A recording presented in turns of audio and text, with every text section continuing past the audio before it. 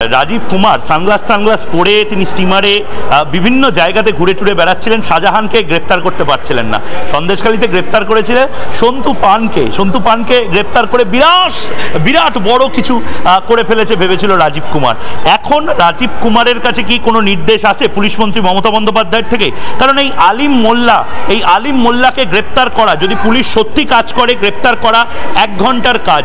রাজীব কুমার যদি সত্যি চায় আলিম মোল্লাকে 1 ঘন্টার মধ্যে গ্রেপ্তার করতে পারে, কিন্তু আলিম মোল্লাদেরকে ছেড়ে রেখে, শেখ শাহজাহানদেরকে ছেড়ে রেখে আসলে ভোলা ঘোষদেরকে আবার ঘরছাড়া করার মাস্টার প্ল্যান বানাচ্ছেন মমতা বন্দ্যোপাধ্যায়।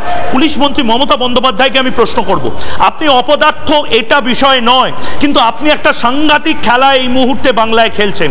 আপনি শেখ শাহজাহানদেরকে, আপনি আলিম মোল্লাদেরকে, এই দুষ্কৃতীদেরকে আপনি ছেড়ে রেখে ভোলা ঘোষ, আজ তার পরিবার যেভাবে তার ছেলেকে হারালো, ভোলা ঘোষদেরকে যেভাবে সাইড করে দেওয়ার চেষ্টা হচ্ছে, মেরে ফেলার চেষ্টা হচ্ছে, এটা কিন্তু বিপজ্জনক। মমতা বন্দ্যোপাধ্যায়ের নির্দেশেই কি আলিম মোল্লাকে আড়াল করা হচ্ছে?